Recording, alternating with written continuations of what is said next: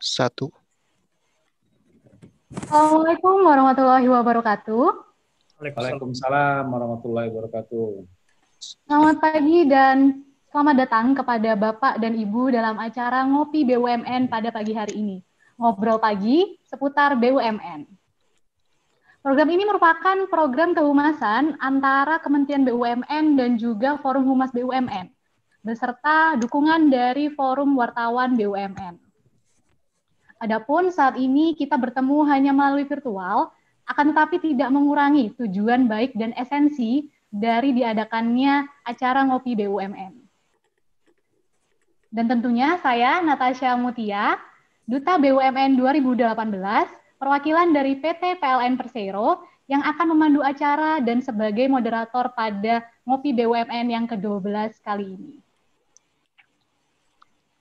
Sebelumnya kami ucapkan selamat datang kepada para panelis. Selamat datang kepada Bapak Arya Sinulinga, selaku staf khusus 3 Menteri BUMN. Selamat pagi, Bapak. Ya, selamat pagi. Kemudian kepada Bapak Iswandi Said, selamat pagi Bapak, selaku Direktur Utama PT Hotel Indonesia Natur Persero. Selamat datang Bapak. Pagi, Bu. Kemudian juga selamat datang kepada Bapak Febrianto, selaku Direktur Pengembangan dan Pengendalian Usaha PT Raja Wali Nusantara Indonesia. Selamat pagi Bapak. Pak. Kemudian juga kami ucapkan selamat datang kepada Ibu Syofi Felianti Rukman, selaku Direktur Human Capital and Management PT PLN Persero. Selamat datang Bu Syofi. Pagi Mbak Natasha, pagi Bapak Ibu semua. Pagi Bu. Dan kami ucapkan selamat pagi kepada Bapak Rudi Rusli, selaku Pengendali Fungsi Humas Kementerian BUMN. Selamat pagi Mbak Natasha, selamat pagi Bapak Ibu semua. Serta kami ucapkan selamat datang juga kepada rekan-rekan media yang telah hadir pada Ngopi BUMN pagi hari ini. Baik, untuk memulai acara, terlebih dahulu akan ada kata sambutan dari Bapak Rudi Rusli, selaku Pengendali Fungsi Humas Kementerian BUMN. Kepada Bapak Rudi, kami persilakan. Terima kasih Mbak Natasha. Yang kami hormati, Bapak Arya Sinulinga, staf khusus 3 Menteri BUMN, Bapak Iswandi Said, Direktur Utama PT Hotel Indonesia Natur, Ibu Sofi Felianti Rukman, Direktur Human Capital dan Manajemen PT PLN, Bapak Febrianto, Direktur Pengembangan dan Pengendalian Usaha PT Raja Wali Nusantara Indonesia, dan yang kami sayangi rekan-rekan media, tim Humas Kementerian BUMN dan BUMN, serta peserta Ngopi BUMN kali ini. Assalamualaikum warahmatullahi wabarakatuh. Waalaikumsalam warahmatullahi wabarakatuh. Selamat pagi untuk kita semua. Kami akan menyampaikan sambutan atas nama Kepala Biro Humas dan Fasilitasi Dukungan Strategis Kementerian BUMN yang tidak berkesempatan hadir pada acara ini. Alhamdulillah, puji syukur kepada Tuhan Yang Maha Esa, karena pagi ini kita dapat mengadakan acara rutin bulanan Ngobrol Pagi Ngopi BUMN.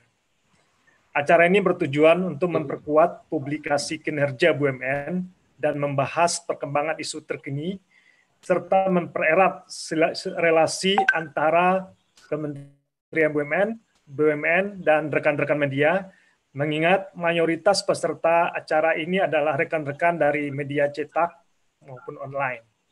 Acara ini juga terselenggara dengan dukungan Forum Humas BUMN, Asosiasi Para Penggiat Kehumasan dari setiap BUMN. Kami juga menyampaikan terima kasih kepada Forum Wartawan BUMN atas kerjasama yang terjalin selama ini. Dapat kami sampaikan bahwa mengingat situasi pandemi yang masih berlangsung hingga saat ini, maka format acara Ngopi BUMN yang dulunya biasa dilaksanakan secara tatap muka di Kementerian BUMN diubah menjadi online melalui format webinar Zoom. Namun demikian, semoga perubahan format ini tidak mengurangi hikmat dan tujuan dari acara ini. Situasi pandemi tentu saja menjadi bagian dari inisiasi kami untuk mengangkat tema ngopi BUMN kali ini, yakni BUMN bahu-membahu atasi COVID-19. Tema ini kami anggap sangat penting karena akan mengupas peran dari beberapa BUMN yang terlibat dalam penanganan COVID-19, antara lain di Wisma Atlet yang saat ini telah dialihfungsikan menjadi rumah sakit khusus pasien COVID-19. Juga peran dan fungsi teman-teman di BUMN dalam berbagai aktivitas lainnya dalam menangani COVID-19. Bagaimana BUMN bahu-membahu dalam mengatasi pandemi ini? Kita simak dari narasumber kali ini, Pak Arya Sinulinga, Pak Iswandi, Bu Sofi, Pak Febrianto akan menyampaikan paparannya dalam acara ngopi kali ini. Tentu saja semoga acara ini bermanfaat bagi kita semua. Terima kasih atas kehadirannya. Kami kembalikan kepada moderator Mbak Natasha. Selamat menikmati webinar ngopi BUMN kali ini. Billahi taufik wal hidayah. Wallahu muwafiq ila aqwamit thoriq. Assalamualaikum warahmatullahi wabarakatuh. Assalamualaikum warahmatullahi wabarakatuh. Terima kasih Bapak Rudi atas sambutan yang telah diberikan. Baik Bapak Ibu, tema ngopi BUMN pada pagi hari ini adalah bahu-membahu mengatasi COVID-19. Berbicara tentang COVID-19, saat ini penyebaran virus corona telah berdampak ke berbagai sektor, mulai dari sektor kesehatan itu sendiri hingga sektor pariwisata. Dan perlu kita sadari bersama bahwa salah satu kunci untuk menghadapi COVID-19 adalah kemauan untuk saling menjaga, peduli, serta tolong-menolong. Karena kita tidak bisa sendirian dan harus bersatu untuk menghadapi pandemi global ini. Tentu kemudian BUMN juga harus ikut aktif dalam bahu-membahu mengatasi COVID-19. Untuk lebih jelasnya, kami persilahkan kepada Bapak Arya Sinulinga, selaku staf khusus 3 Menteri BUMN untuk memaparkan sejauh mana peran aktif BUMN dalam mengatasi COVID-19. Kepada Bapak Arya, kami persilakan. Baik, Assalamualaikum warahmatullahi wabarakatuh. Salam sejahtera bagi kita semua. Terima kasih atas undangan dari kawan-kawan ngopi bareng BUMN. Kita mau sharing mengenai apa sih yang sudah dilakukan oleh teman-teman dari BUMN untuk menghadapi ini ya, Corona COVID-19 saat ini. Jadi saya mungkin bisa cerita apa sih langkah-langkah kita. Oke, bisa lanjut grafiknya. Yang pertama, masih halaman pertama. Halaman pertama belum masuk nih.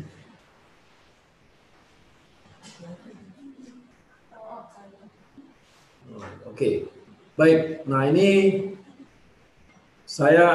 dulu awal BUMN ini, kemudian BUMN sejak awal Pak Erick Thohir sudah meminta betul sama kami, sama kita semua, untuk langsung terjun ketika corona ini terjadi dan mulai masuk ke Indonesia. Jadi sejak awal sebelum terbentuknya gugus tugas yang dikomandoi oleh Pak Doni pun, kita dengan Pak Doni sudah koordinasi dengan BNPB. Jadi pengalaman di sana menunjukkan bahwa kita lihat kecepatan yang berbahaya dari corona ini, karena corona ini kan seperti flu ya, jadi dia menyebar dengan sangat cepat dan dan tidak terlihat, dan kita sentuhan tangan dan sebagainya saja pun bisa kena, jadi sangat-sangat gampang untuk terkontaminasi. Nah, ketika kita lihat pengalaman-pengalaman yang ada, ketika ada Italia, Spanyol dan sebagainya terjadi di Cina dan sebagainya, ternyata yang paling berbahaya itu adalah ketika kecepatan dari flu corona ini sangat tinggi, merambah banyak orang. Ketika kecepatan sangat tinggi, bisa dilihat dari grafik yang ada, ya, itu sementara healthcare sistemnya kapasitasnya nggak mencukupi. Jadi kalau lihat dari grafik yang tersebut, yang tinggi itu melewati garis yang biru itu artinya ketersediaan kapasitas kesehatan kita tidak terjangkau atau tidak terpenuhi, maka yang sakit melebihi kapasitas, akhirnya ini yang tidak terawat, akhirnya banyak meninggal. Nah, ini yang terjadi di Itali dan sebagainya. Bahkan Itali itu sampai memilih antara orang yang sehat, orang masih muda, sama orang tua. Karena itu masalah kapasitas. Yang mampu kita lakukan adalah bagaimana memperlambat penyebaran COVID ini. Jadi yang biru di bawah itu, yang ditunjuk sama garis merah itu, artinya itu adalah ini ya,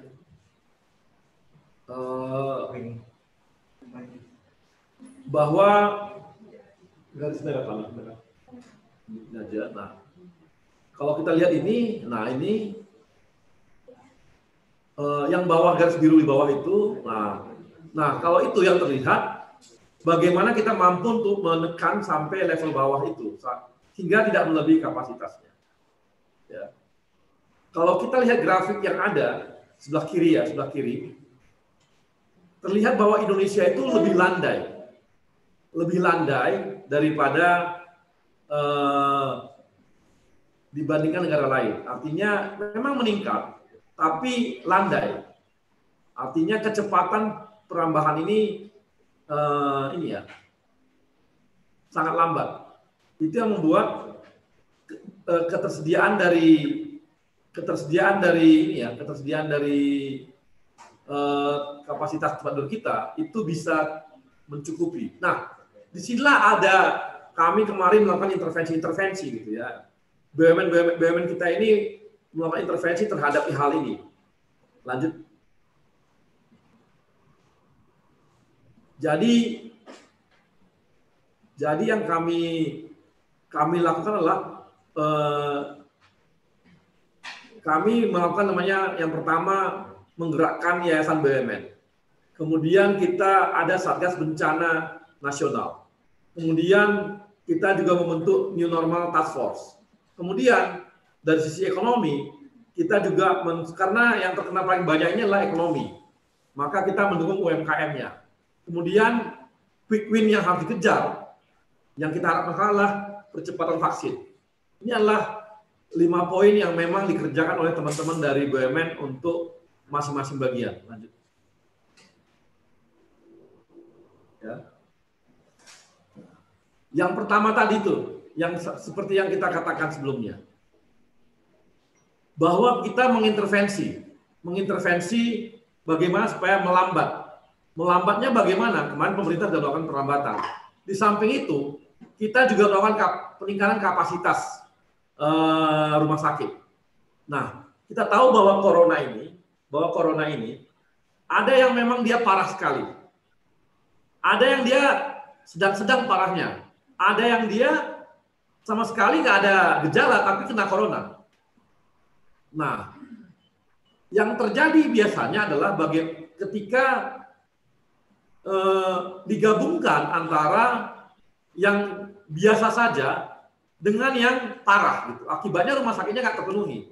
Makanya kemarin Pak Erick Thohir itu mengejar yang namanya Wisma Atlet. Ketika Wisma Atlet dibuat, itu sebenarnya adalah untuk menarik semua orang-orang yang dia sakitnya itu biasa atau OTG masuk ke Wisma Atlet. Ditarik semua dari rumah sakit yang punya ICU. Jadi rumah sakit ICU itu hanya menanggulangi orang-orang yang memang parah betul, yang butuh ICU, yang butuh ventilator dan sebagainya. Tapi kalau yang dia sedang-sedang saja, itu bisa dilempar ke rumah sakit darurat. Makanya kemarin Pak Erick itu mengejar banget yang namanya Wisma Atlet. Itu adalah cara untuk peningkatan yang namanya kapasitas bed. Kapasitas rumah sakit kita bertambah.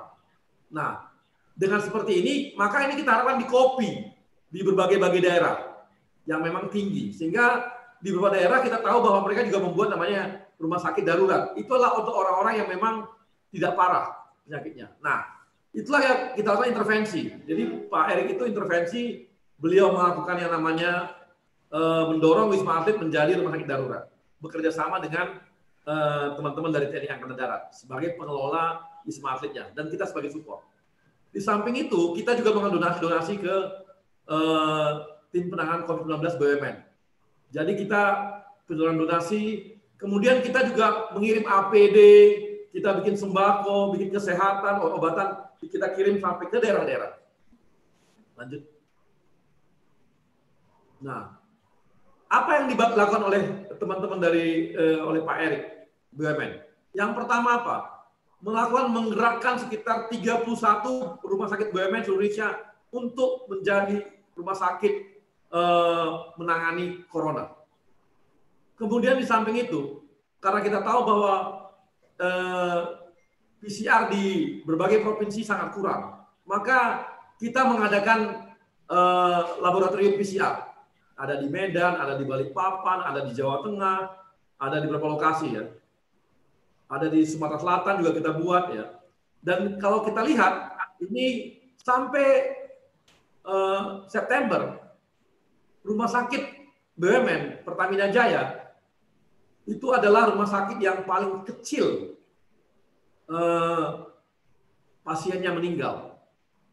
Di Jakarta ya, ada Persahabatan, Fatmawati, Rumah Polri, Pasar Minggu, Pasar Rebo, RSCM, Hermina, dan sebagainya. Rumah sakit Pertamina Jaya adalah termasuk rumah sakit yang paling kecil yang pasiennya sampai meninggal. Ini adalah cara-cara yang kita lakukan bagaimana supaya fasilitas kesehatan kita bisa mencukupi dan juga membantu dengan pelayanan yang terbaik yang kita lakukan. Lanjut. Nah, kemudian kami juga menggerakkan Satgas BUMN, Satgas Bencana Nasional BUMN. Ini ada di 107 BUMN dengan 30 di 30 provinsi, tujuannya untuk lindungi negeri. Ini kita bentuk, memang Satgas Bencana Nasional ini dibentuk sebelum ada corona, tapi setelah ada corona, ini kita makin cepat bekerjanya semua.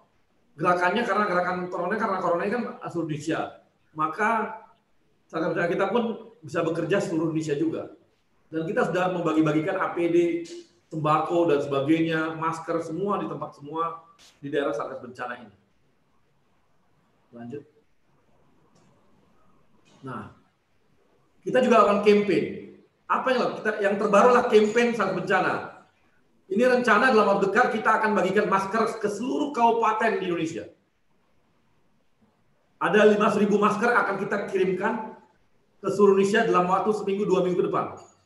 Inilah program kami berikutnya untuk mendukung gerakan masker seluruh Indonesia. BUMN Lindungi Negeri. Jadi ini adalah teman-teman Satgas seluruh kabupaten akan bekerja untuk membagikan masker sebanyak 5.000 masker. Lanjut. Di samping itu, karena ini berdampak kepada ekonomi, jadi karena corona ini tidak hanya berdampak kesehatan, ekonomi, maka kami juga melakukan program pengembangan UMKM. Kemarin yang terbaru adalah bagaimana di launching oleh Pak Erik mengenai program padi. Bagaimana teman-teman dari UMKM itu bisa ikut pengadaan di BUMN yang ada. Di samping itu kita juga mensupport UMKM yang ada untuk masuk ke marketplace. Jadi kita kerjasama sama Lazada, Zalora, Tokopedia, Shopee, dan lain-lainnya kita ikut kerjasama.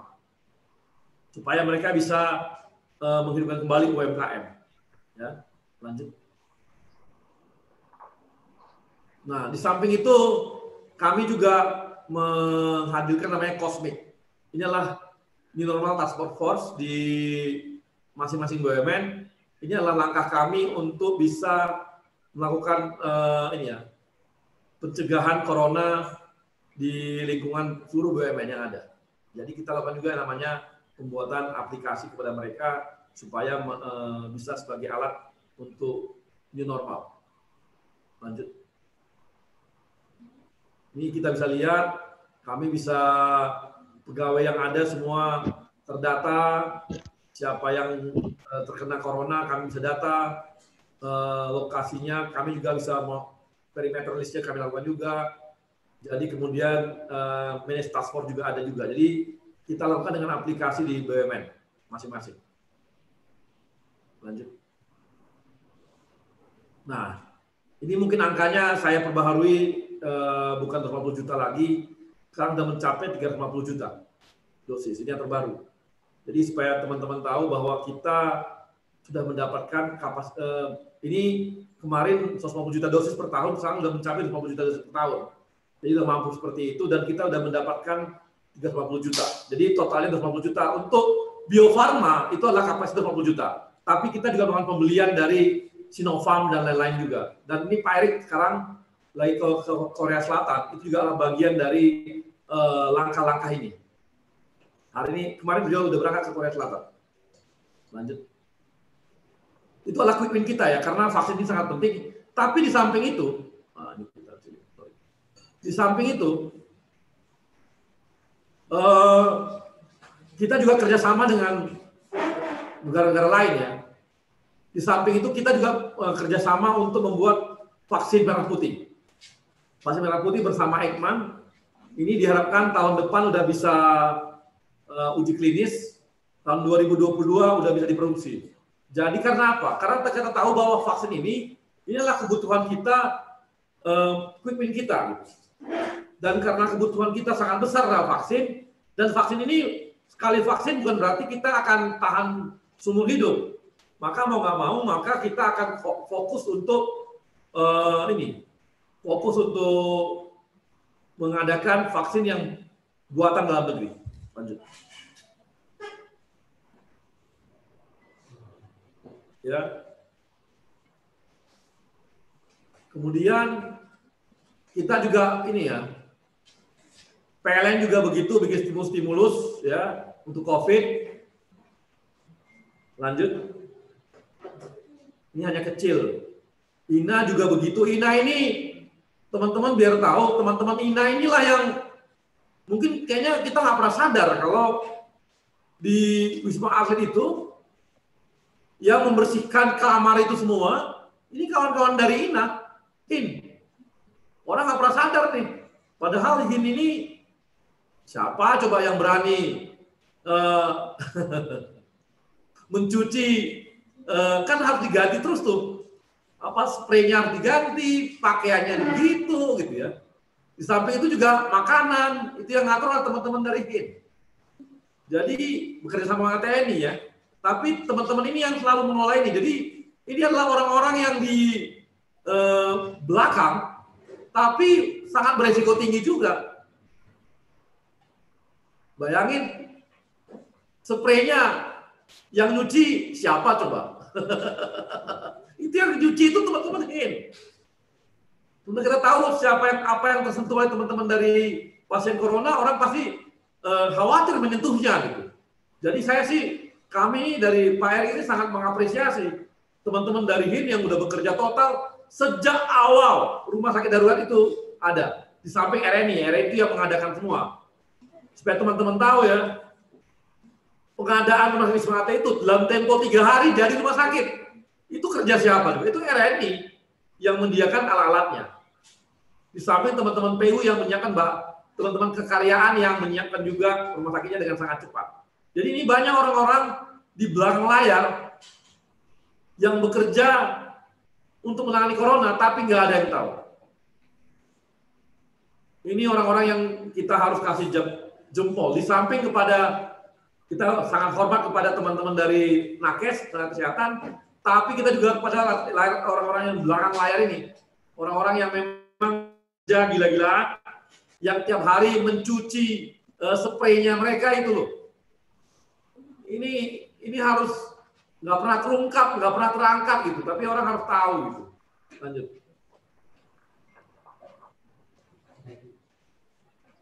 Ini punya Wisma Atlet, supaya teman-teman tahu nih kerjanya RNI betul-betul kerja gila mereka dulu, dan nggak lama, hanya 3 hari langsung diresmikan oleh Pak Jokowi. Kalau pengadaannya, bayangin tuh pengadaan untuk alat kesehatannya di tengah-tengah, biar teman-teman kita tahu juga ya, di tengah-tengah kondisi semua negara rebutan alat kesehatan. Nggak ada yang pernah sadar. Kita anggapnya biasa. Kita tahu dulu APD beratnya bukan main, itu baru APD. Yang lain ventilator rebutan antar negara, perang alat kesehatan antar negara. Nggak ada yang pernah tahu itu gitu. Tapi itu dilakukan. Saya lupa nih maksudkan bagaimana kami mengejar yang namanya bahan baku obat untuk bukan untuk ini ya, bukan untuk corona, tapi paling tidak obat ini dipakai untuk pasien corona pasti pakai. Kayak Avigan gitu ya, kayak Omsiltamir. Itu kami sampai pergi ke India hanya membeli 120 kg, kan kecil itu, untuk diangkat oleh Garuda. Garuda kita apa namanya? Kita dipakai hanya untuk mengangkat 120 kg bahan baku Omseltamir, saya lupa tepatnya. Tapi itu dia, bagaimana kita lalu rebutan betul. Perangnya lah perang merebut alat kesehatan. Kalau sekarang orang lihatnya biasa, tapi dulu beratnya bukan main. Dan ini bisa dilakukan teman-teman RNI dalam tempo 3 hari. Lanjut. Oke. Nah, habis. Lampiran. Ini adalah padi yang kita luncurkan kemarin. Ya, lanjut. Ya, ini adalah untuk UMKM, kita ekonomi juga kita jaga. Jadi di samping jaga kesehatan, kita juga jaga UMKM untuk ekonomi masyarakat. Mungkin itu aja, mungkin kalau diceritakan sih banyak banget. Cuma ya udah ini aja deh yang diceritain. Karena Pak Erik ini sangat serius. Jadi kalau kemarin ketika Pak Erik diminta oleh Pak Jokowi memimpin ini, baik itu COVID-nya maupun Satgas ekonominya, mungkin Pak Jokowi melihat dari gerakan-gerakan langkah-langkah oleh BUMN untuk menangani corona ini, yang tanpa diminta udah melakukan banyak hal untuk dikerjakan. Ini adalah kerja-kerja extraordinary yang dilakukan oleh Pak Erick Thohir. Terima kasih, Pak. Baik, terima kasih kepada Bapak Arya atas pemaparannya. Jadi kita sekarang sudah tahu ya peran aktif BUMN dalam memperlambat penyebaran COVID-19, diantaranya adalah dengan cara yang pertama menggerakkan Yayasan BUMN, kemudian ada juga Satgas Bencana Nasional, kemudian pengembangan UMKM juga di masa pandemi, ada juga New Normal Task Force yang dibentuk, serta yang terakhir adalah percepatan vaksin untuk COVID-19 itu sendiri. Baik, untuk selanjutnya akan ada pemaparan peran PT Hotel Indonesia Natur dalam penanganan COVID-19 khususnya di Wisma Atlet. Tadi sudah sempat disinggung sedikit oleh Bapak Arya bahwa PT HIN ini sendiri sudah membantu mengatasi COVID-19 melalui hospitality service-nya di Wisma Atlet. Baik, kepada Bapak Iswandi Said selaku Direktur Utama PT Hotel Indonesia Natur Persero, dipersilakan. Terima kasih Mbak Natasha. Yang saya hormati Bapak Arya Sinulinga, Staf Khusus 3 Kementerian Badan Usaha Milik Negara, Bapak Rudi Rusli, Pengendali Fungsi Humas Kementerian BUMN, Ibu Sofi Felianti Rukman, Direktur Human Capital dan Manajemen PT PLN, Bapak Febrianto, Direktur Pengembangan dan Pengendalian Usaha PT RNI Persero, Bapak-Bapak dan Ibu-Ibu media, Bapak-Bapak dan Ibu hadirin, peserta rapat Zoom pada pagi hari ini. Selamat pagi, Assalamualaikum warahmatullahi wabarakatuh. Salam sejahtera untuk kita semua, Om Swastiastu. Berbahagia sekali pada pagi hari ini PT HIN diberi kesempatan untuk ikut dalam acara ngopi bareng BUMN perihal keikutsertaan atau peran dari PT HIN dalam menghadapi musibah COVID ini. Tadi Pak Arya sudah menyampaikan peran serta dari PT HIN mulai dari terbentuknya Wisma Atlet atau Rumah Sakit Darurat Wisma Atlet pada tanggal 23 Maret 2020 oleh Presiden Joko Widodo, di mana yang tadinya Wisma Atlet betul-betul tidak siap, hanya seonggok bangunan, lalu disulap menjadi rumah sakit atas prakarsa dari Kementerian BUMN, dan kita bahu-membahu bersama BUMN untuk bisa menjadikan Wisma Atlet tersebut, khususnya 2 tower pertama, yaitu Tower 6 dan Tower 7, berfungsi sebagai rumah sakit darurat yang bisa menampung 2.000 pasien atau 2.000 tempat tidur pada awalnya. Namun izinkan saya sebelum masuk ke peran serta HIN di dalam Wisma Atlet tersebut, menyampaikan sedikit dampak dari COVID ini terhadap bisnis di PT HIN. Jadi bisa saya sampaikan di sini, memang tahun ini tahun musibah buat PT HIN dan juga mungkin buat teman-teman di BUMN lainnya. Kita tadi bermimpi bahwa tahun 2021 ini adalah tahun keemasan di mana kinerja HIN akan meningkat tajam, namun sayang awal tahun ini persisnya di bulan Februari terjadi musibah COVID ini, sehingga terlihat di sini okupansi PT HIN drop sangat signifikan dibandingkan tahun 2019.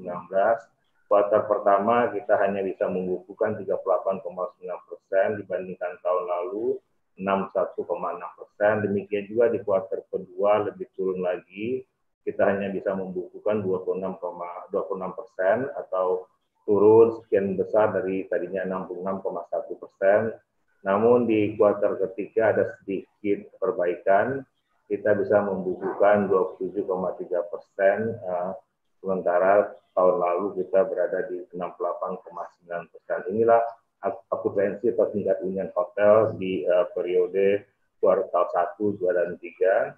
Selanjutnya, demikian juga dengan ADR, rata-rata rate yang kita jual itu juga mengalami penurunan yang cukup signifikan. Yang tadinya di kuartal 1 kita bisa membukukan rata-rata 772.887, namun di akhir kuartal ketiga kita bisa membukukan hanya 576.987 rupiah. Inilah kondisi dampak dari COVID-19 ini di industri perhotelan khususnya di PT HIN. Demikian juga di revenue terlihat penurunan cukup tajam. Kuartal 1 turun 30% dibandingkan tahun 2019. Kuartal 2 turun 65% dibandingkan dengan kuartal kedua tahun 2019. Dan kuartal 3 ini lebih terpuruk lagi, 70% lebih rendah daripada kuartal ketiga tahun 2019, karena kita percaya sesungguhnya di kuartal ketiga ini adalah saat-saatnya hotel itu mengalami peak season, tapi karena kondisi COVID kita harus mendesak kerugian dan membukukan hanya turun 70% dibandingkan dengan tahun lalu. Dari source of business atau tamu-tamu yang masih datang ke PT HIN ini masih dinominasi dengan OTA. Jadi memang kita sadari bahwa dalam kondisi ini digitalisasi merupakan sesuatu solusi bagaimana terjadinya pembukuan. Jadi 36,8% income kita dapat dari OTA dan 13,3% dari government, dari BUMN juga. Jadi BUMN punya komitmen yang tinggi, tetap juga melakukan perjalanan dan stay di hotel kita sebesar 13,3%. Yang selebihnya adalah komersial 10,8%. Yang the rest adalah walk-in ada 10%, dan wholesaler mengalami penurunan yang cukup tajam. Next. Nah, ini adalah program recovery yang kita lakukan di periode COVID ini. Jadi sejak COVID berlangsung pada bulan Maret itu, kami di PT HIN memang tidak pernah menutup hotel, namun pada saat yang bersamaan kami melakukan adjustment atau adaptif terhadap kondisi dengan menerapkan SOP yang baru, memberikan pelatihan kepada seluruh karyawan bahwa pandemik ini akan kita hadapi, akan kita lalui terus. Kita tidak akan mungkin lagi kembali pada situasi normal sebelum terjadinya COVID. Maka dari itu kami dari manajemen membuat guideline dan SOP yang sesuai dengan new era atau dengan new normal ini, lalu mensosialisasikannya ke seluruh insan PT HIN tentang kebersihan, kesehatan, dan keamanan sesuai dengan protokol kesehatan, dan melaksanakan protokol itu dengan disiplin di setiap unit hotel, yang memberikan confidence kepada traveler untuk tetap berkunjung dan stay di hotel kita. Karena dari proses mereka stay in, stay dan post stay-nya, kita sudah melakukan protokol kesehatan dengan disiplin. Di bidang marketing, kita melakukan kegiatan untuk menggarap, untuk mendapatkan cash in advance atau mendapatkan cash flow, itu menawarkan kepada masyarakat dengan book now, stay later, artinya membeli voucher saat ini dengan harga yang sangat spesial, di mana pada waktu itu kami menawarkan diskon 45%, tapi customer boleh stay di kapan saja sampai dengan tahun depan. Dan ini alhamdulillah membantu juga cash flow-nya PT HIN untuk tetap bertahan, paling tidak untuk membayar gaji karyawan. Jadi HIN membuat rencana promosi yang terkolaborasi di antara unit-unit hotel dengan memaksimalkan communication channel yang dimiliki HIN, salah satunya adalah sosial media. Kembali lagi, sosial media mempunyai peran yang sangat penting. Digital ini menjadi satu alat untuk kita tetap menjangkau, tetap berkomunikasi dengan customer kita. Dalam meng-recovery bisnis kita, strategi berikutnya adalah kita melakukan bisnis inovasi. Pertama adalah bahwa hotel kita itu tidak hanya menjual kamar. Dengan demikian kami masuk ke produk-produk baru berupa food and beverage.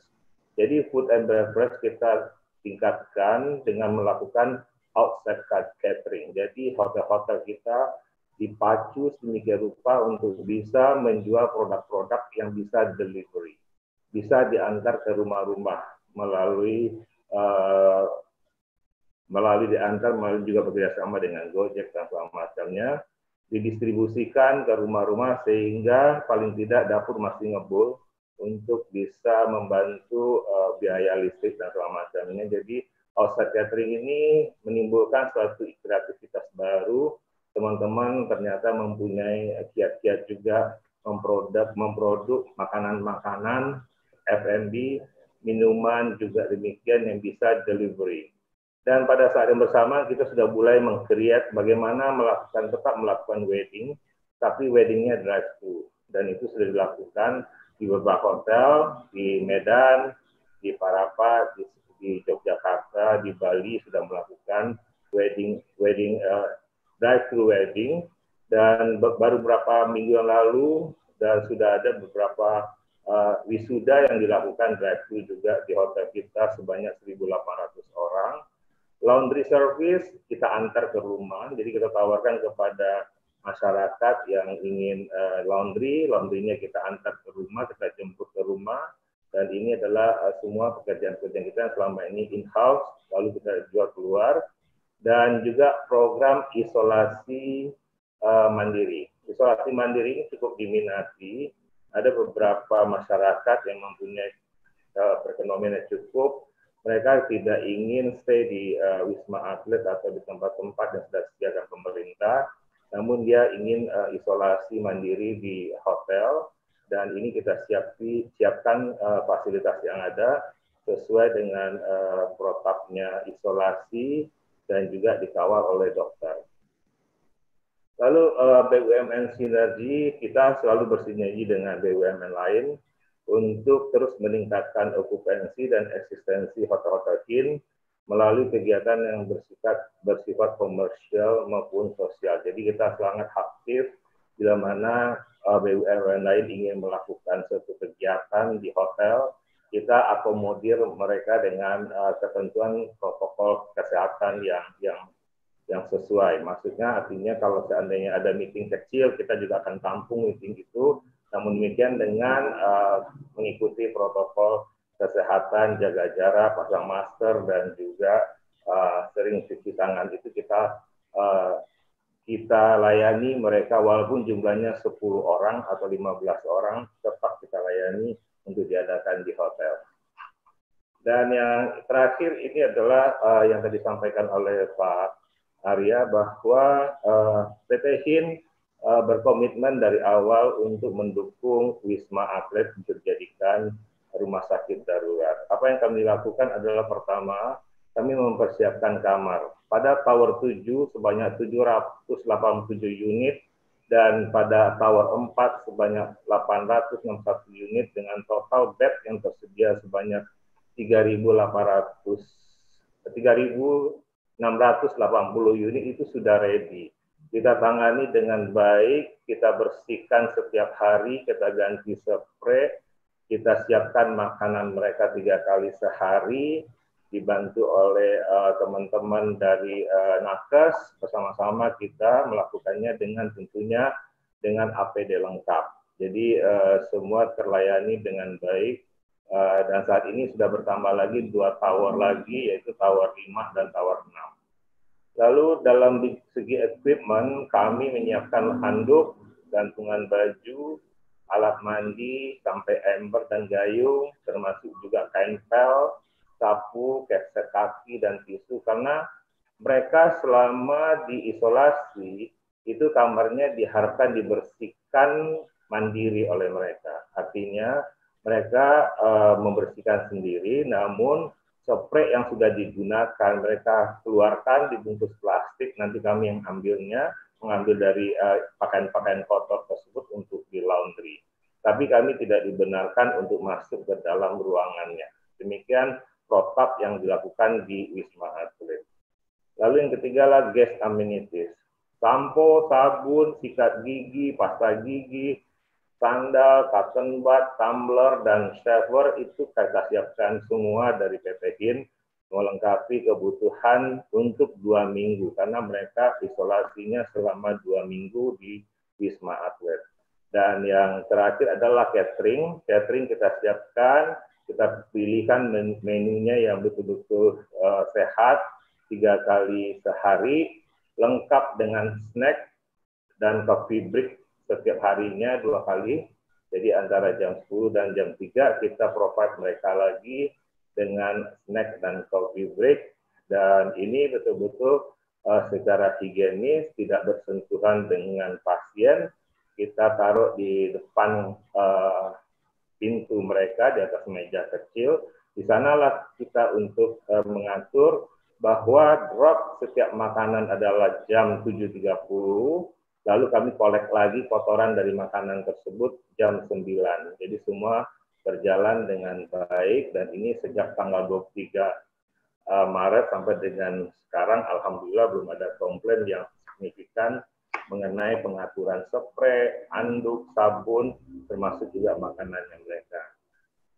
Dan yang terakhir adalah HIN sebagai hotel juga pernah diminta, dan kita siap sampai hari ini untuk dijadikan hotel transit dan isolasi. Sudah terpilih 3 hotel kita di Bali, yaitu Hotel Grand Ina Kuta Beach, Grand Ina Bali Beach, Hotel Inaya Putri Bali. Itu sudah disiapkan dan sudah menampung anak buah kapal atau pekerja migran Indonesia yang totalnya jumlahnya sudah 4.200. Mereka itu adalah para pekerja migran Indonesia yang pulang berlayar. Mereka harus melakukan swab, dan hasil swab itu akan ada hasil 3 hari setelah dilakukan di kapal, dan 3 hari itulah mereka stay di hotel kita. Perlakuannya tidak jauh berbeda apa yang kita lakukan dengan saudara-saudara kita yang tinggal di Wisma Atlet. Dan alhamdulillah ini sudah selesai, dan alhamdulillah juga tidak ada yang positif dari mereka yang sudah check out di ketiga hotel kita saat ini. Satu yang masih jalan adalah hotel kita yang di Jalan Veteran di Bali, itu untuk nakes. Nakes tetap jalan, tapi jumlahnya tidak banyak, kira-kira 10 kamar setiap hari. Dan yang terakhir ini adalah campaign yang dilakukan oleh PT HIN dengan mengajak semua masyarakat, khususnya karyawan dan juga tamu, untuk selalu menggunakan masker dimanapun berada, dan kita create maskernya betul-betul sesuai dengan kekinian dan juga memenuhi kriteria kesehatan, bukan masker scuba yang tidak dianjurkan untuk digunakan. Demikian Bapak-Bapak dan Ibu-Ibu sekalian dari PT HIN ini yang telah kami lakukan, dan mohon dukungannya terus karena COVID masih berlangsung dan HIN berkomitmen untuk terus ikut mencegah COVID ini penyebarannya di Indonesia, dan insya Allah COVID segera berakhir. Terima kasih. Wassalamualaikum warahmatullahi wabarakatuh. Waalaikumsalam warahmatullahi wabarakatuh. Terima kasih Bapak Iswandi atas pemaparannya. Diinfokan kepada rekan-rekan media, jika ada pertanyaan dapat disubmit pada kolom Q&A di sebelah kolom chat. Tapi di kolom Q&A ya. Dan dimohon juga untuk rekan-rekan media untuk dapat mengisi daftar hadir yang telah di-input di chat, di kolom chat. Terima kasih. Baik, selanjutnya akan ada pemaparan dari PT Raja Wali Nusantara Indonesia kepada Bapak Febrianto selaku Direktur Pengembangan dan Pengendalian Usaha PT Raja Wali Nusantara Indonesia, kami persilakan.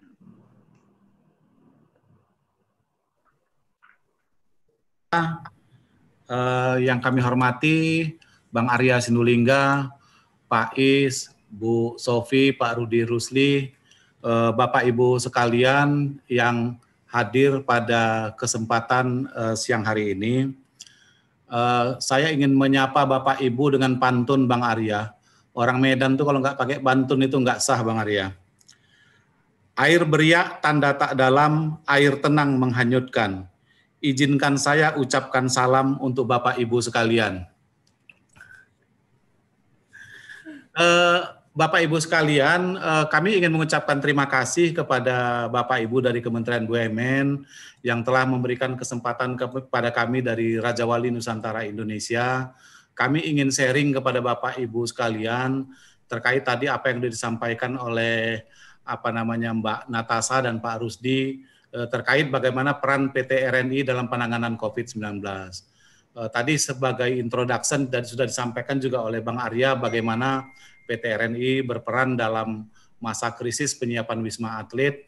Kami ingin sharing informasi yang lain, karena seperti yang Bapak Ibu ketahui, bahwa kalau kita berbicara pandemi COVID-19, paling tidak ada dua sektor yang sangat terkena dampak. Yang pertama sektor kesehatan, tadi sudah digambarkan oleh pembicara terdahulu, dan yang kedua tentu sektor ekonomi dan sosial. Dan ini terkait dengan peran RNI sendiri sebagai ketua klaster pangan, karena memang salah satu core bisnis kami adalah memang penyiapan komoditi dan alat kesehatan. Rasanya kami cukup kontributif di kedua sektor itu. Nah, sebelum saya masuk ke paparan terkait dengan bagaimana peran RNI dalam rangka penanganan COVID-19, kami mohon izin sekilas sedikit menyampaikan informasi kepada Bapak Ibu sekalian bagaimana struktur organisasi klaster pangan. Jadi kami ditunjuk oleh pemegang saham RNI sebagai ketua klaster pangan yang sekarang alhamdulillah sedang berproses untuk menjadi holding pangan. Mudah-mudahan pada akhir tahun paling lambat ini sudah mendapat persetujuan dari pemerintah dan pemegang saham untuk menjadi holding pangan. RNI sendiri Bapak Ibu sekalian, kami itu sebetulnya adalah strategic holding. Jadi semua operation, proses bisnis, produksi dan sebagainya itu dilaksanakan oleh anak-anak perusahaan RNI yang bergerak di bidang agroindustri, ada tebu, pabrik gula, kemudian sawit dan teh. Kemudian kami juga punya anak perusahaan yang mendistribusikan alat-alat kesehatan, kemudian anak perusahaan yang berperan di bidang distribusi, perdagangan dan marketing. Kemudian ada 8 BUMN yang bergabung di klaster pangan yang dalam rangka persiapan sebagai holding, yaitu Sangyang Sri yang bidang usahanya adalah perbenihan dan agrobisnis pangan. Kemudian Pertani yang juga bisnisnya perbenihan, perberasan dan sarana pertanian. Kemudian 2 BUMN perikanan yaitu Perikanan Nusantara dan Perikanan Indonesia yang akan bergabung dengan kita sebagai anggota klaster. Kemudian BUMN berdikari yang core bisnisnya adalah peternakan dan logistik ya. Kemudian ada juga BUMN garam yang fokus bisnisnya adalah pergaraman. Kemudian kita juga bergabung dengan kita 2 BUMN perusahaan perdagangan Indonesia yang fokus bisnisnya sekarang ini adalah perdagangan baik dalam negeri maupun internasional. Kemudian BGR Logistik yang memang kita invite bergabung dengan klaster pangan yang pada waktunya akan mendukung kita sebagai logistik service provider yang menghubungkan mata rantai pasok pangan dari hulu sampai ke hilir. Nah, kemudian sekilas juga kami ingin informasikan kepada Bapak Ibu bagaimana value chain BUMN Klaster Pangan yang sedang kami siapkan. Kalau Bapak Ibu lihat dicermati pada sisi hulu, bagaimana BUMN Klaster Pangan berperan sebagai katakanlah penyedia komoditi strategik bagi bangsa seperti beras, jagung, dan seterusnya, di mana barang-barang itu akan kita off-take dari teman-teman kita yang selama ini berperan dalam mata rantai penyediaan pangan seperti petani plasma, koperasi, BUM, BUMDes, termasuk para nelayan yang akan kita labatkan dalam mata rantai produksi sampai ke hilir menjadi bahan pangan yang siap didistribusikan atau dikomersial melalui jaringan retail kita. Ya tentu kita tidak bekerja sendiri karena memang kita tahu jaringan market retail cukup luas. Kita melibatkan juga para pelaku bisnis di jaringan retail untuk mendistribusikan komoditi pangan kita. Nah, kemudian selanjutnya kami ingin masuk ke bagaimana RNI berperan dalam konteks penanganan COVID-19. Tadi benar sekali yang disampaikan Pak Arya. Tanggal 20 Maret kami ditunjuk oleh Kementerian BUMN, BNPB atau gugus tugas untuk menyiapkan rumah sakit darurat Wisma Atlet Tower 7 pada waktu itu, dan berkat kerja keras, dukungan semua pihak, Pak Arya, alhamdulillah tanggal 23 Maret 2020 itu kita diresmikan oleh Pak Presiden, pada waktu itu dihadiri oleh juga Pak Menteri. Ini betul-betul kerja luar biasa Pak Arya, kita sama-sama paham. Pak Iswandi juga hadir selama 3 hari di Wisma Atlet ya Pak Is ya. Kita rasanya nggak tidur Pak, ini kerjaan luar biasa ya, selama 3 hari 3 malam kita tidak tidur ini Pak, menyiapkan semua alat kesehatan dan sarana penunjang pada waktu itu karena memang kita punya target. Dapat dibayangkan Bapak Ibu pada saat itu di tengah kekhawatiran karena kita memang belum paham ini virus COVID ini bentuknya seperti apa, seberapa berbahaya. Teman-teman kita berjibaku di Wisma Atlet menyiapkan sarana tempat tidur, ruang ICU, ventilator, segala macam. Di tengah-tengah kekhawatiran takut tertular. Sehingga pada waktu itu kita mengatur shiftingnya juga, Bapak Ibu sekalian cukup cepat ya. Teman-teman tidak boleh terlalu lama di Wisma Atlet, per seminggu, 2 minggu, sampai running operasional Wisma Atlet itu kita ganti, kita istirahatkan, diganti dengan tim yang lain. Dan Bapak Ibu sekalian, alhamdulillah sampai hari ini pun dengan berkembangnya rumah sakit darurat di Wisma Atlet Kemayoran ke tower-tower yang lain, kami tetap memasok ya kebutuhan alat kesehatan, obat-obatan, penunjang medis maupun penunjang non-medis kepada rumah sakit Wisma Atlet. Ini kita lakukan dalam rangka apa? Ya kita berharap mudah-mudahan pandemi ini cepat berlalu dan kami merasa ini sebagai tanggung jawab moral kami untuk setiap saat standby mendukung penyediaan bahan baku obat dan alat kesehatan bagi Wisma Atlet. Termasuk juga kami bekerja sama, berkolaborasi, bersinergi dengan rumah sakit BUMN, rumah sakit pemerintah dan rumah sakit swasta yang lain terkait dengan penyiapan alat kesehatan ini. Alhamdulillah sampai hari ini Bapak Ibu sekalian dapat kami sampaikan informasi bahwa beberapa alat-alat yang kemarin langka yang disebutkan Pak Arya sampai kita harus impor langsung dengan pesawat charter, sekarang sudah relatif lebih lancar suplainya. Di awal-awal itu peralatan seperti masker, kemudian ventilator, APD itu sangat langka, berebut, semua negara berebut untuk menyiapkan suplai untuk kepentingan negara masing-masing. Nah, alhamdulillah beberapa komoditi atau alat-alat ini sekarang sudah relatif lebih lancar penyediaannya. Kemudian yang lain yang ingin kami sampaikan juga ke Bapak Ibu, kami berusaha berkontribusi kepada penyiapan alat-alat kesehatan yang relatif efektif tapi lebih efisien. Ini contoh bagaimana kami bekerja Pak Arya dengan teman-teman di PT Kereta Api. Kami menyiapkan fasilitas rapid test di 21 stasiun di Pulau Jawa ya. Sampai dengan hari ini sudah terjadi transaksi pemeriksaan rapid test terhadap 129.400 penumpang. Dan itu harganya sangat kompetitif Pak yang kita siapkan. Kalau barangkali di pasar itu di tempat yang lain katakanlah harga rapid test pemeriksaan itu 150.000 sampai dengan 200.000 rupiah. Kami dengan kereta api menyiapkan paket hemat ya, kurang lebih hanya 85.000 rupiah tarifnya. Ini dirasakan cukup membantu bagi masyarakat yang akan menggunakan perjalanan dengan kereta api, Pak Arya. Kemudian selanjutnya Bapak Ibu, kami juga melalui anak-anak perusahaan kami ya, seperti misalnya Mitra Raja Wali Banjaran di Jawa Barat, kami sekarang sudah bekerja sama dengan BUMN Industri Sandang Nusantara, juga menyiapkan masker medis. masker medis, karena kebetulan bahan baku yang triply, yang 3 lapis itu bahannya relatif lebih lancar. Kami menyiapkan kapasitasnya di pabrik kami di Banjaran bekerja sama dengan industri sandang Nusantara. Nah, ini kapasitas produksinya itu 3,6 juta pieces per bulan. Dan harganya juga sangat kompetitif, Pak. Kemarin kami hitung, mudah-mudahan dibandingkan dengan masker sejenis, ini akan lebih murah 30-40%, Bapak Ibu sekalian. Ya, mudah-mudahan kita hanya tinggal menunggu izin edar, mudah-mudahan seminggu ini izin edar dari Kementerian Kesehatan turun, kita akan segera komersialkan lewat jaringan anak perusahaan kita. Kemudian yang penting juga kami ingin sampaikan informasi kepada Bapak Ibu sekalian terkait dengan penyediaan ventilator.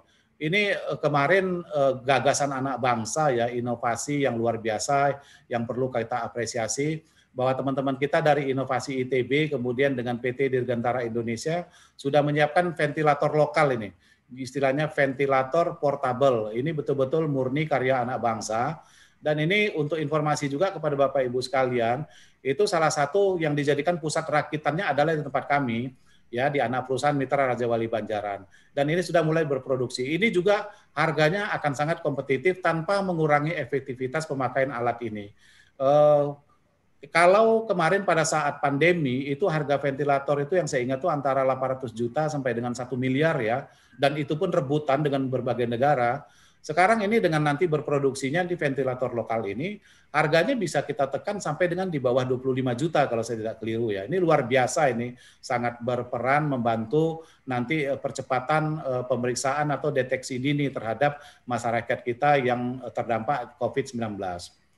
Nah, kemudian Bapak Ibu sekalian, tadi saya sampaikan di awal bahwa kalau kita berbicara masyarakat terdampak, paling tidak ada 2 sektor yang akan terdampak dari COVID. Tadi sudah sampaikan tentang bagaimana kita berperan di sektor kesehatan.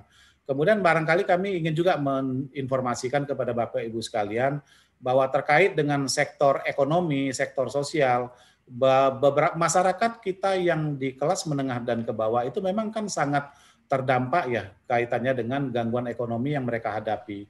Oleh karena itu kita juga berusaha berkontribusi membantu menyalurkan paket-paket bantuan sosial. Jadi RNI bersama-sama dengan teman-teman anggota klaster pangan mencoba juga sharing kontribusi menyalurkan paket bantuan sosial. Seperti misalnya anggota klaster pangan kami PT Pertani Persero menyalurkan 550.000 paket bantuan sosial dari Kementerian Sosial. Kemudian kami sendiri lewat anak perusahaan RNI Nusindo menyalurkan 120.000 paketan sembako bantuan Presiden. Kemudian teman kita di PPI menyalurkan 95.000 paketan bantuan sosial. Dan ini yang paling update teman kami di BGR Logistik dipercaya oleh Kementerian Sosial untuk menyalurkan bantuan 220.000 ton beras, ya. Ini perlu juga kami informasikan kepada Bapak Ibu sekalian terkait dengan peran BUMN Klaster Pangan dalam penyaluran bantuan sosial kepada masyarakat terdampak. Kemudian kami juga informasikan Bapak Ibu sekalian, tadi ini sudah disampaikan juga oleh Pak Arya di awal, bagaimana salah satu strategi BUMN adalah bagaimana kita bisa meningkatkan sharing kita dalam rangka pemberdayaan masyarakat UMKM. Kami di Klaster Pangan bekerja sama dengan Kementerian Koperasi dan UKM menyiapkan yang namanya warung pangan. Jadi kami RNI bersama anggota Klaster Pangan membantu warung-warung pangan yang sudah ada sebagai binaan koperasi UKM tergabung, terorganisir dalam aplikasi yang kita sebut namanya Mitra Warung Pangan. Jadi model bisnisnya kami RNI berperan sebagai off-taker, ya off-taker produk-produk hasil pertanian UMKM, petani, peternak, dan nelayan. Ini yang kami distribusikan ya melalui jaringan logistiknya BGR kepada mitra-mitra warung pangan by order. Ini ada aplikasinya. Kemudian masyarakat juga pada saat yang sama yang menginstall aplikasi mitra warung pangan juga bisa belanja ke warung pangan. Jadi prosesnya 2 arah nih, dari hulu kita siapkan pasokan sebagai bentuk off-take ke produk-produk UMKM, petani, dan seterusnya. Sementara masyarakat kecil yang selama ini berbelanja lewat warung juga dimudahkan dengan belanja online melalui aplikasi warung pangan. Nah, pada saat ini sudah tergabung kurang lebih 2.500 warung pangan UMKM di Jabodetabek. Ini targetnya kita cukup agresif sampai dengan akhir tahun. Mudah-mudahan 15.000 warung UMKM di Jabodetabek akan tergabung dalam konsep mitra warung pangan ini. Nah, kemudian kami juga ingin menginformasikan kepada Bapak Ibu sekalian, kemarin sempat kita di warning oleh FAO bahwa ke depan kemungkinan akan ada krisis pangan, dan ini Pak Presiden juga sudah menyampaikan early warning kepada kita agar kita melakukan persiapan terkait ancaman krisis pangan dunia. Nah, salah satu program strategis memang yang kita saat ini berusaha berpartisipasi adalah dalam rangka penyiapan Project Food Estate. Ada 2 lokasi Project Food Estate yang kita siapkan. Yang pertama di Sukamandi, di lahannya Sangyang Sri, seluas 1.000 hektar, dan kemudian Project Food Estate di Kalimantan Tengah atau di Blok Dadahub. Nah, kalau di Blok Dadahub, Bapak Ibu sekalian, Proyek Kalimantan Tengah ini infrastrukturnya sedang diperbaiki, di-upgrade oleh teman-teman kita dari Kementerian Pertanian dan Kementerian PUPR. Tapi kami juga berperan di sana melalui penyiapan lahan demplot masing-masing 100 hektar di bloknya Dadahub terkait dengan kegiatan on-farm dan off-taker-nya. Nah, yang paling real yang sekarang lagi kita kerjakan adalah food estate di Sukamandi 1.000 hektar lahan. Ini kita siapkan sebagai program intensifikasi lahan Sukamandi. Ada beberapa kegiatan yang kita lakukan di sana, mulai dari pendampingan teknis, pemakaian pupuk organik oleh pupuk Kujang. Ini program ini betul-betul program kita sinergi antar BUMN ya, by RNI, kemudian Pertani, Sangyang Sri, dan pupuk Kujang yang menyiapkan pupuknya. Kemudian kita melakukan perbaikan sistem on-farm-nya itu sendiri melalui penerapan teknologi smart farming, kemudian perbaikan sistem pasca panen. Dan ini insya Allah, alhamdulillah Bapak Ibu, kemarin survei kami terakhir di lahan yang siap panen dalam waktu dekat, dari produktivitas lahan rata-rata selama ini hanya 5 ton per hektar, mudah-mudahan kita bisa menghasilkan produktivitas sampai dengan 8,5 ton per hektar. Nah, dengan cara ini mudah-mudahan kita membantu kontribusi meningkatkan hasil panen secara nasional, sehingga tidak perlu lagi kita khawatir terhadap kekurangan beras atau menggantungkan impor kita terhadap beras setiap tahun. Nah, mungkin kemudian yang terakhir, mungkin ini sedikit Bapak Ibu sekalian informasi juga bagaimana kami berperan terkait dengan stabilisasi harga pangan. Bapak-bapak masih ingat barangkali Bapak Ibu pada posisi bulan Maret April itu harga gula itu juga sangat menggila, sangat meningkat sampai menembus ke angka 18.000. Kami ditugaskan oleh pemerintah untuk melakukan importasi gula kristal putih dan gula mentah. Itu bisa kami realisasikan di sekitaran bulan Juni, dan pada saat itu memang dengan intervensi kami ke pasar melalui distributor dan jaringan retail, harga gula itu bertahap mulai turun dari 18.000 ke 16.000, dan sampai posisi hari ini harganya sudah relatif stabil di 13 ribuan. Pada saat yang sama memang tebu juga lagi panen, ya, jadi memang kombinasi antara intervensi lewat impor gula dan panen ini sangat efektif membantu menurunkan harga gula nasional. Bapak Ibu sekalian, mungkin itu yang dapat kami sampaikan, sharing informasi terkait dengan peran RNI kalau kita bicara bagaimana peran BUMN dalam mengatasi pandemi COVID 2019. Terima kasih Bapak Ibu sekalian atas atensinya. Kami kembalikan kepada moderator. Assalamualaikum warahmatullahi wabarakatuh. Waalaikumsalam warahmatullahi wabarakatuh. Terima kasih Bapak Febrianto atas pemaparannya. Jadi peran RNI ini di dalam penanganan COVID-19 yaitu adalah dengan penyiapan komoditi dan alat kesehatan pada saat pandemi saat ini. Baik, dapat kembali saya ingatkan, untuk rekan-rekan media, jika ada pertanyaan dapat disubmit pada kolom Q&A. Terima kasih. Baik, untuk selanjutnya akan ada pemaparan dari Ibu Shelfie Velianti Rukman, selaku Direktur Human Capital and Management PT PLN Persero, terkait peran PLN atasi COVID-19. Kepada Ibu Shelfie kami persilakan. Terima kasih Mbak Natasha. Bismillahirrahmanirrahim. Assalamualaikum warahmatullahi wabarakatuh. Yang saya hormati Staf Khusus 3 Kementerian BUMN, Bang Arya Sinulinga, Pak Iswandi Said, Dirut PT Hotel Indonesia, kemudian Pak Febrianto selaku Direktur Pengembangan Usaha PT RNI, dan Pak Rusdi Rusli. Assalamualaikum warahmatullahi wabarakatuh. Jadi kalau kita bisa lihat langsung, silakan paparannya Pak Agung. Alhamdulillah Pak, kami juga diundang pada hari ini untuk bisa menyampaikan kurang lebih apa saja yang kami lakukan dan bagaimana kita bahu-membahu untuk bisa mencegah COVID ini yang terjadi, baik itu di lingkungan kami sendiri di PLN maupun secara umum. Jadi kalau kita lihat next slide, kami juga tentu menyadari fokus kami walaupun dalam kondisi sulit seperti ini atau pandemi ini, pelayanan pelanggan itu adalah hal yang tidak bisa kami kurangi tingkat servicesnya. Sehingga memang di sini kami juga secara operasional perusahaan kami melakukan work from home, work from office gitu ya. Tetapi memang tutup bukanya itu sangat tergantung daripada lokasi masing-masing dan tingkat operasionalnya. Jadi untuk power plant kami atau untuk gardu induk dan unit-unit transmisi serta unit pelayanan kami tetap beroperasi 24 jam. Kami juga membentuk manajemen krisis COVID yang kebetulan saat ini langsung di bawah kendali Direktur Human Capital.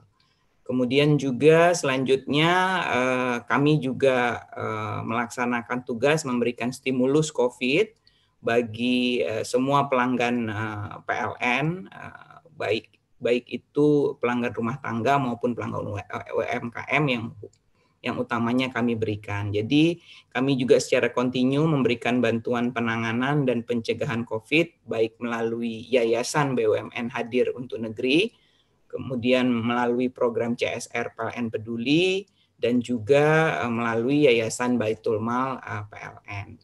Jadi semua itu yang utama kembali lagi kami sampaikan bahwa pelayanan pelanggan kami tidak boleh berkurang 24 jam, 7 hari dalam seminggu untuk tetap memastikan pasokan listrik aman. Untuk tadi Bang Arya sudah sampaikan kita punya banyak rumah sakit yang menangani COVID ini, sehingga memang keandalan untuk rumah sakit ini kami tingkatkan dari yang sebelumnya mungkin merupakan pelanggan biasa kami, sekarang kami tingkatkan keandalannya menjadi pelanggan-pelanggan premium kami. Next, mungkin kalau kita lihat ini adalah bagaimana PLN mempersiapkan secara internal beberapa gerak cepat kita dengan internal keputusan direksi yang saya yakin semua BUMN melakukan ini, yang tentunya ini kami selaraskan dengan kondisi atau situasi pada areanya masing-masing, karena bentang wilayah operasi PLN itu benar-benar seluruh Indonesia. Next. Jadi di sini juga kami sampaikan bagaimana operasional PLN menghadapi COVID ini. Pertama tadi kebijakan kami sudah lakukan, bagaimana kita melakukan perilaku bersih, bagaimana juga proses bisnis gitu ya. Untuk memonitoring itu kami selalu memonitor dengan dashboard kami untuk melihat berapa banyak ODP, berapa banyak PDP gitu, berapa yang positif, berapa yang sembuh, dan kami dengan meningkatnya COVID ini, kami juga menyediakan safe house untuk di PLN, ada 10 lokasi gitu ya. Ada juga di Jakarta, dan ini kami Pak bekerja sama dengan teman-teman PLN Pertamedika untuk menangani safe house ini, karena yang ada di safe house ini adalah teman-teman kami yang OTG, kemudian teman-teman Pertamedika yang juga melakukan pemantauan untuk kondisi kesehatan walaupun status adalah OTG. Nah ini salah satunya. Kemudian juga secara operasional kami tadi sudah juga melakukan business continuity plan secara PLN Group kemudian melakukan emergency tree untuk PLN Group, juga kita melakukan mitigasi terhadap kondisi protap-protap kami. Bagaimana untuk medis dan logistik? Nah, ini tadi Pak Febri juga menyampaikan ada rapid test yang bisa disediakan. Terima kasih Pak. Kemarin kami mencoba mengadakan kurang lebih 36.500 unit untuk rapid test yang akan kami sebar ke seluruh Indonesia dan juga kami pergunakan di kantor pusat, karena kami akan melakukan kurang lebih rutin tes. Ini baru kami pergunakan di PLN saja karena total pegawai PLN berikut anak perusahaan kami atau PLN Group itu ada sekitar 54.000. Nah, ini kami support oleh RNI, alhamdulillah price-nya bagus Pak. Jadi memang kami menggunakan RNI yang mudah-mudahan minggu ini bisa masuk stoknya ya Pak ke depannya. Kemudian tentang kebijakan human capital, kita semua mengakses melalui hampir semua pekerjaan kita saat ini, khususnya Jakarta, kami menggunakan 25% yang work from office-nya, sisanya adalah work from home. Kami juga menggunakan PLN Daily untuk mengecek kondisi atau absensi teman-teman dan untuk pekerjaan teman-teman, termasuk mengecek kondisi kesehatan teman-teman. Next. Nah, ini program kami untuk bagaimana tadi pemenuhan work from home, work from office gitu ya. Kami menggunakan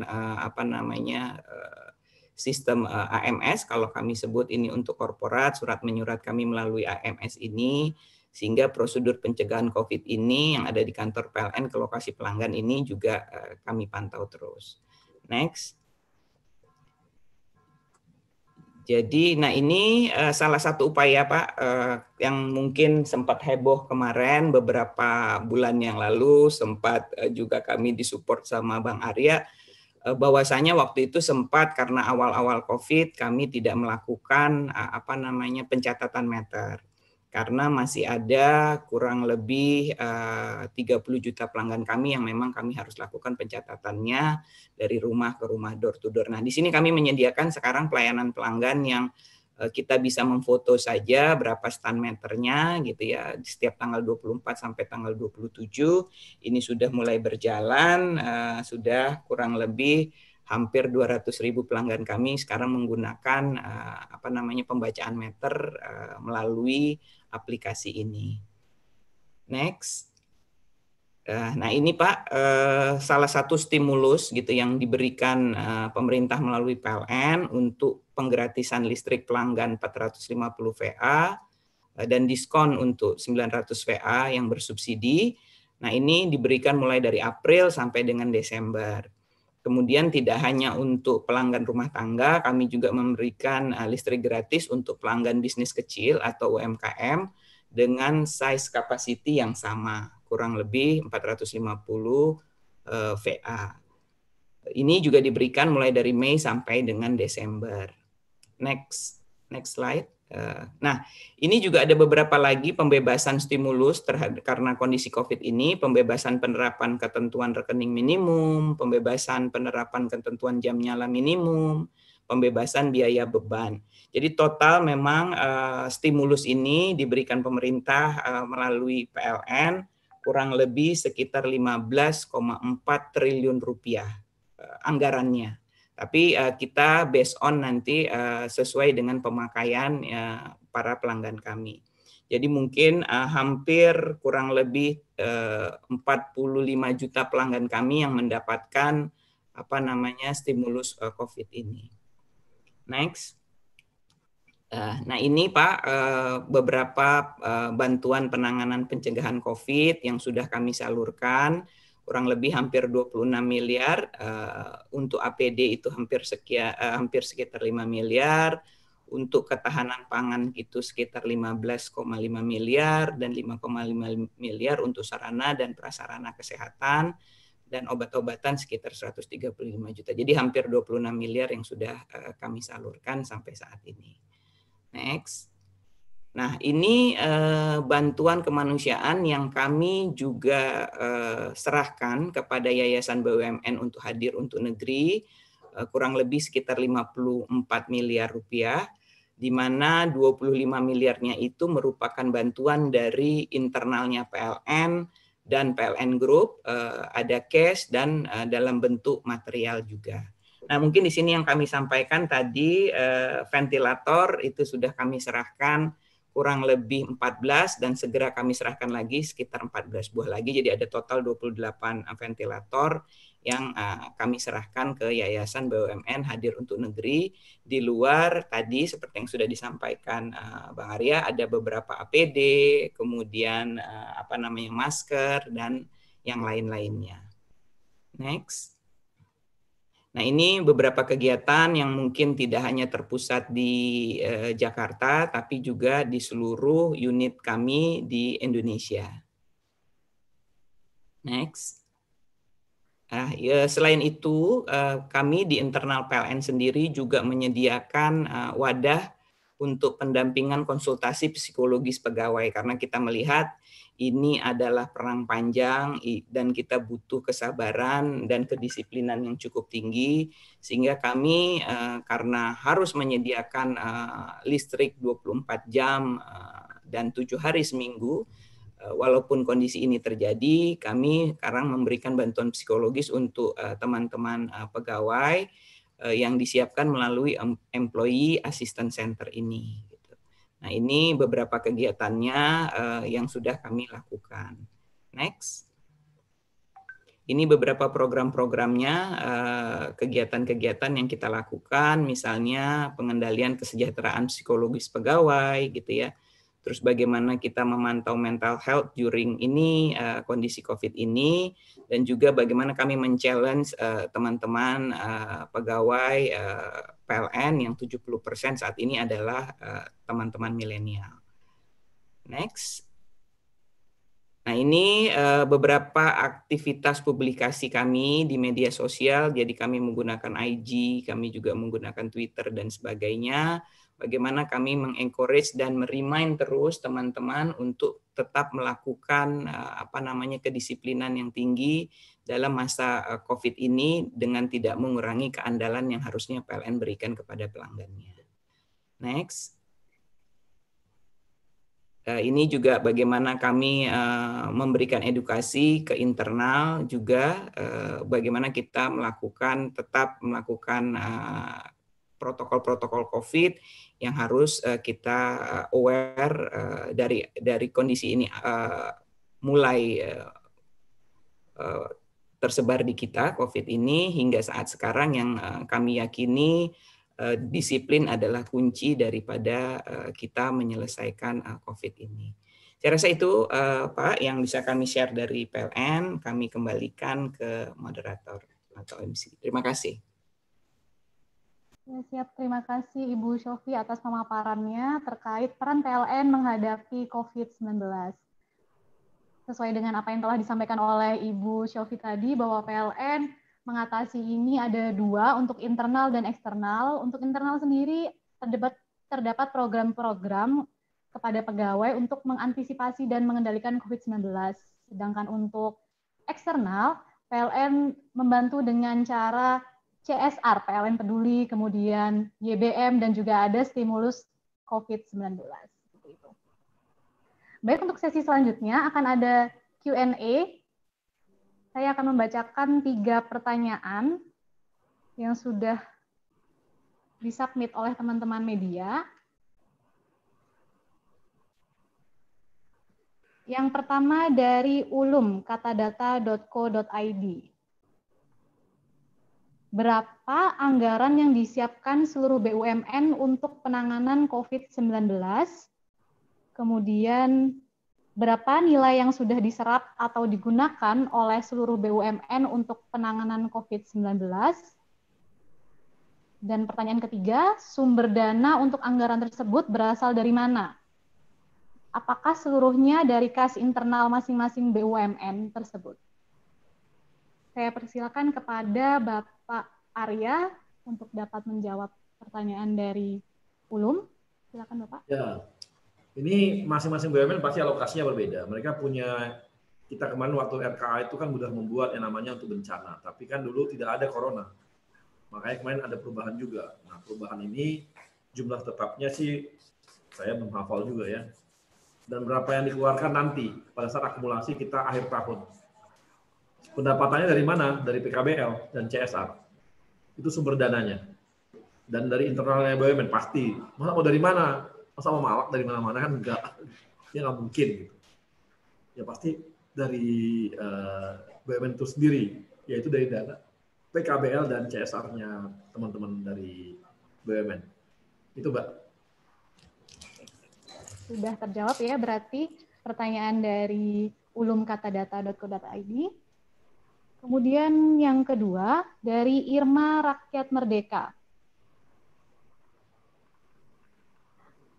Pertanyaan untuk Hin, Bapak Iswandi. Ya. Adakah hotel yang dikerjasamakan atau memberikan layanan untuk OTG atau ODP COVID melakukan isolasi mandiri? Ada berapa banyak kamar yang disediakan? Di daerah mana saja dan bagaimana okupansinya? Silakan, Baik. Bapak. Terima kasih, Mbak. Ini OTG dan ODP itu berarti sudah positif terjangkit. Jadi untuk kedua tipe pasien ini, kita bekerja sama dengan PHRI dan baru semalam kita melakukan rakor dengan KBRI, dengan PHRI, bahwa untuk OTG dan ODP ini penunjukannya adalah dari gugus tugas. Artinya hotel-hotel yang ada di seluruh Indonesia di bawah PHRI itu memberikan nama hotelnya, nanti mereka yang menentukan hotel mana yang akan dipilih. Karena kalau OTG dan ODP itu tidak boleh campur dengan isolasi mandiri. Jadi total di satu gedung itu harus diisolasi dan itu di bawah pengawasan Satgas. Jadi saat ini lagi dalam pendataan di Bali berapa, di Sumatera Utara, Sumatera Selatan, Java. Itu total semalam diskusi kami dengan Ketua Umum PHRI, itu ada 13 kota yang tingkat COVID-nya tinggi, dan itu di aspek itu tidak mungkin tertampung oleh rumah sakit yang ada, sehingga membutuhkan hotel bintang 2 dan bintang 3. Nah, ini sedang dalam kajian data untuk menentukan hotel mana yang akan ditunjuk untuk menampung pasien OTG dan ODP. Namun yang namanya isolasi mandiri itu mereka negatif. Mereka itu datang karena kesadaran sendiri, boring untuk tinggal di rumah dan stay di hotel, dan itu kita layani dengan cara penanganan seperti layaknya dia mandiri isolasi di Wisma Atlet. Itu terbuka, cuman kami selalu mengalokasikan dalam wing tertentu. Biasanya mereka ambil kamar itu untuk 14 hari. Nah, ini sudah ada di beberapa hotel kita yang isolasi mandiri, tapi mereka itu bukan positif. Mereka itu suspek, tapi mereka beraktivitas seperti biasa. Malah ada saat ini di Inaya Putri Bali, itu adalah satu keluarga tinggal di sana, dia berisolasi mandiri, dan anak-anaknya sudah bosan untuk sekolah online, malah kita siapkan di kamarnya wifi dan segala macamnya. Setelah dia online sekolah, sore-sorenya dia bisa berenang dan segala macamnya. Jadi itu ada. Jadi artinya yang OTG dan ODP itu betul-betul ditangani bersama-sama dengan gugus tugas masing-masing daerah, dibantu oleh BNPD setempat. Demikian, Mbak. Baik, terima kasih Bapak Iswandi atas jawabannya. Sudah terjawab ya. Kemudian untuk pertanyaan selanjutnya, yaitu dari Kumparan. Ya. Emma Fitriani. Kepada Bapak Febrianto dari RNI. Terkait produksi ventilator buatan lokal, disebutkan tadi perkiraan produksi adalah 100 pieces per bulan ya Pak. Kapankah ventilator ini dikomersialkan? Dan apa yang membedakan ventilator lokal dan impor sehingga harganya bisa jauh? Begitupun dengan masker buatan anak usaha dari RNI. Silahkan Bapak Febrianto. Baik, terima kasih Mbak. Untuk produk ventilator kita itu sekarang sebetulnya sudah diproduksi dan sudah dikomersialkan. Sebagian sudah juga diserap oleh beberapa user rumah sakit. Nah, kemudian kalau untuk harga, memang karena kita memang banyak menggunakan komponen lokal ya. Komponen lokal yang memang difabrikasi, diuji cobakan oleh teman-teman expert kita dari ITB dan PTDI. Sehingga harganya memang sangat tertekan. Dan ini sejalan dengan arahan Pak Presiden, arahan pemerintah, bahwa kita mengoptimalkan pemakaian bahan baku lokal. Jadi clue-nya di sana. Kemudian yang kedua terkait dengan masker. Masker itu memang bahannya itu masih impor sebetulnya, bahan yang triply itu. Tapi dengan menggunakan beberapa proses bisnis lokal di pabrik kita sendiri, itu harganya bisa kita tekan. Nah, kemudian yang kedua yang perlu kita pahami juga Bapak, pada saat bulan April, Maret ya awal pandemi terjadi, itu memang harga beberapa alat kesehatan sangat tidak wajar. Karena memang ini hukum ekonomi ya, supply demand ya. Pada saat barang terbatas, sementara demand-nya tinggi, itu harga pasti naik. Nah, pada saat ini harga memang relatif stabil, kemudian harga bahan baku di negara asalnya juga relatif sudah stabil karena supply-nya banyak, sehingga masuk ke kita pun harganya itu relatif lebih murah. Ditambah lagi dengan proses produksi di internal kita sendiri di dalam negeri, itu menyebabkan harga pokok produksinya juga bisa kita tekan, sehingga insya Allah mudah-mudahan harga komersialnya juga bisa lebih baik ya, lebih kompetitif dibandingkan dan masker medis yang sekarang beredar di pasaran. Mungkin itu Mbak Natasha tanggapan dari kami. Terima kasih. Ya, siap. Terima kasih Bapak Febrianto atas jawabannya. Jadi untuk harga sendiri akan lebih relatif murah dan kompetitif karena produksinya berasal dari dalam negeri ya Pak, seperti itu ya Pak ya? Betul. Oke. Untuk selanjutnya pertanyaan untuk PLN kepada Ibu Syofi. Apakah ada kemungkinan stimulus COVID-19 untuk listrik diperpanjang kembali lewat dari Desember 2020? Silakan nih. Terima kasih Mbak Natasha. Kami untuk stimulus ini adalah pelaksana. Jadi memang pemanjangan ataupun apakah akan selesai di Desember, kami akan menunggu instruksi dari pemerintah melalui Kementerian ESDM. Apakah ini akan kita perpanjang stimulusnya? Apakah nanti ada lagi model yang lainnya gitu ya. Jadi kami sebagai operator akan melaksanakan penugasan yang dilakukan oleh pemerintah. Jadi kami akan menunggu instruksi selanjutnya dari pemerintah apakah setelah bulan Desember ini akan diperpanjang atau bagaimana. Kira-kira itu. Terima kasih Mbak. Oke, siap Bu.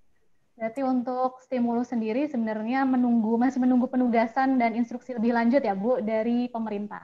Betul. Ini ada pertanyaan lagi Bu dari Aji Cakti dari kantor Berita Antara kepada Ibu Syofi. Hingga September 2020, berapakah jumlah stimulus COVID PLN yang telah diberikan atau disalurkan kepada pelanggan?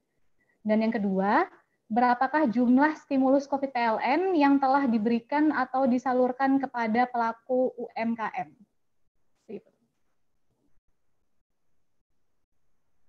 Terima kasih Mbak. Mungkin kalau data detailnya saya nanti mesti cek ulang ya berapa yang sudah. Tapi kami perkirakan kalau untuk stimulus yang 450 VA sampai 900 VA itu kurang lebih ada di angka 1,2 triliun per bulannya gitu.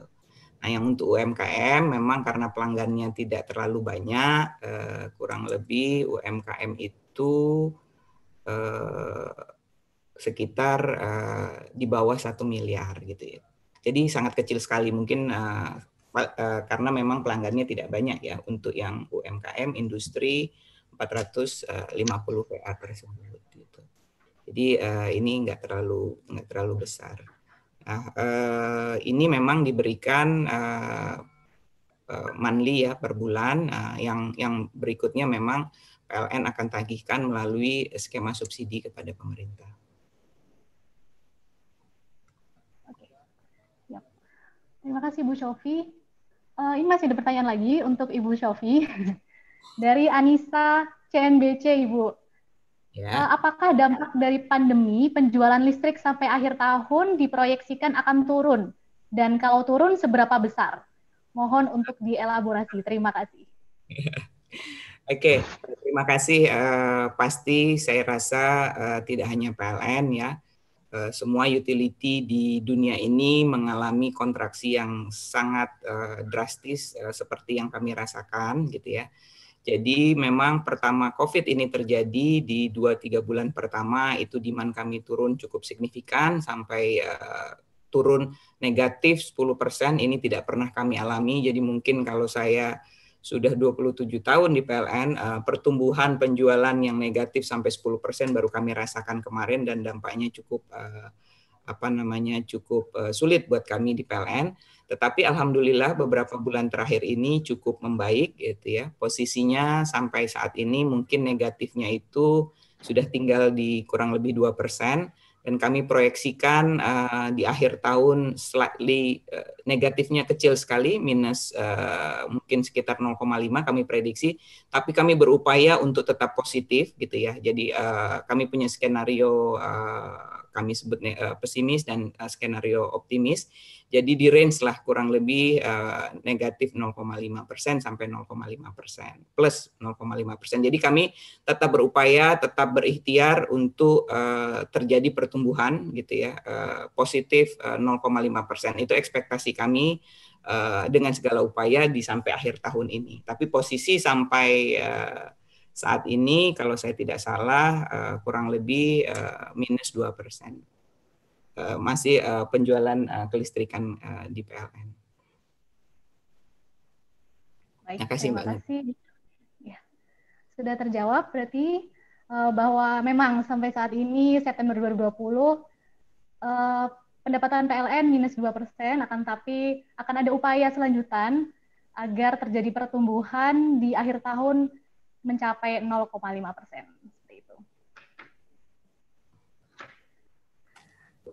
Baik, itu tadi sesi Q&A pada pagi hari ini. Saat ini kita sudah sampai di penghujung acara. Kami ucapkan terima kasih atas waktunya kepada para panelis dan narasumber, kepada Bapak Arya Sinulinga, selaku staf khusus 3 Menteri BUMN. Terima kasih Bapak. Kemudian juga terima kasih kami ucapkan kepada Bapak Iswandi Said, selaku Direktur Utama PT Hotel Indonesia Natur Persero. Terima kasih Bapak atas kehadirannya. Terima kasih Mbak. Terima kasih juga kami ucapkan kepada Bapak Febrianto selaku Direktur Pengembangan dan Pengendalian Usaha PT Raja Wali Nasional Indonesia. Terima kasih Bapak Febrianto. Terima kasih kembali Mbak Natasha. Ya, kami ucapkan terima kasih juga kepada Ibu Syofi Felianti Rukman selaku Direktur Human Capital and Management PT PLN Persero. Terima kasih Ibu atas waktunya. Terima kasih Mbak Natasha. Ya. Terima kasih juga kami ucapkan kepada Bapak Rudi Rusli selaku Pengendali Fungsi Humas Kementerian BUMN. Terima kasih Bapak. Terima kasih Mbak Natasha. Serta kami ucapkan terima kasih pula kepada rekan-rekan media yang telah hadir dan menyaksikan acara Ngopi BUMN, Ngobrol Pagi seputar BUMN pada pagi hari ini. Dan sampai jumpa pada Ngopi BUMN berikutnya. Terima kasih. Wassalamualaikum warahmatullahi wabarakatuh.